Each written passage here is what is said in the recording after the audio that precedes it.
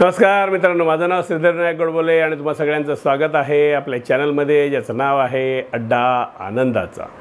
मित्रांनो, आजच्या किस्स्याचं नाव आहे कर्ज। एका गावात एक शेतकरी असतो। तो एका सावकाराकडून नियमितपणे कर्ज घेत असतो, पण सलग 2-3 वर्ष नापिकी झाल्यामुळे त्याला कर्ज फेडणं शक्य होत नाही। सावकार कावेबाज असतो आणि त्या कर्जाच्या बदल्यात आपला जास्तीत जास्त फायदा कसं करून घेता येईल हे त्याला चांगलंच माहिती असतं।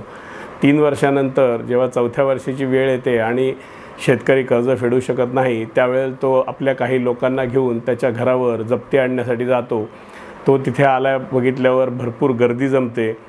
त्या शेतकऱ्याला एक सुंदर मुलगी असते। ते बघितल्यानंतर सावकाराच्या मनात एक विचार येतो आणि तो सगळ्या गावकऱ्यांसमोर म्हणतो की शेतकऱ्याला की मी तुला अजून एक संधी देतो, तुझं नशीब तुला कितपत साथ देतं हे बघूया। ही माझ्या हातात थैली आहे, याच्यात मी इथलाच एक पांढरा दगड आणि काळा दगड असे 2 दगड ठेवतो आणि तुझ्या मुलीसमोर ठेवतो।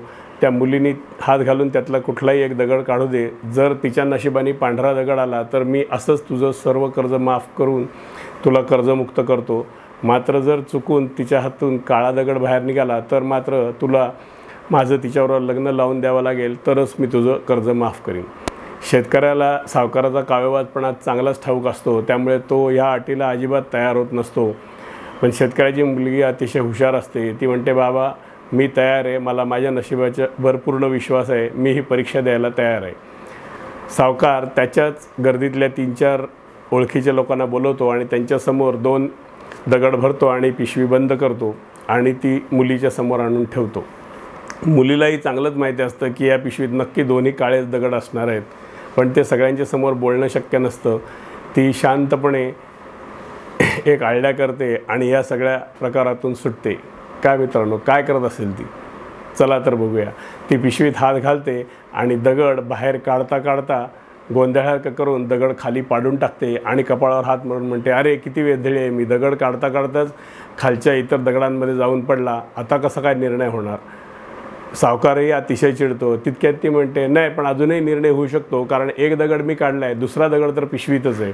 जर पिशवीत असणारा दगड काळा असेल तर मी बाहेर काढलेला दगड नक्कीच पांढरा होता, आणि पिशवीतला दगड जर पांढरा असेल तर मी बाहेर काढलेला काळा दगड होता। इतकं बोलून पिशवी उलटी करते। अर्थातच त्यातून बाहेर पडणारा दगड काळा असतो। आता सावकाराला सर्व लोकांसमोर हे सांगताही येत नाही की मी पिशवीत 2ही काळे दगड ठेवले ते, त्यामुळे त्याला झक्कत त्या शेतकऱ्याचं सर्व कर्ज माफ करावं लागतं आणि कर्जमुक्त करावं लागतं। मित्रांनो, कसा वाटला किस्सा? अशीच प्रसंग किंवा अशीच वेळ आपल्यावर सुद्धा अनेक वेळा येते, ज्या वेळेला आपल्याला माहिती असतं की आपले जे शत्रू आहेत किंवा आपल्या विरोधात जाणारे लोक आहेत त्यांनी 2ही पर्याय त्यांच्या फायद्याचे असे ठेवलेले आहेत। पण अशा वेळेला अशाच प्रकारे आउट ऑफ बॉक्स थिंकिंग करून आपण त्यातून सही सलामत बाहेर पडून समोरच्याचा डाव समोरच्यावर उलटवून लावू शकतो। फक्त त्यावेळेला आपलं बुद्धिचातुर्य वापरण्याची गरज असते। मित्रांनो, कसा वाटला किस्सा? असंच काही किस्सा तुमच्यावर घडला असेल तर मला कॉमेंटमध्ये लिहून नक्की कळवा आणि व्हिडिओ लाईक करायला विसरू नका।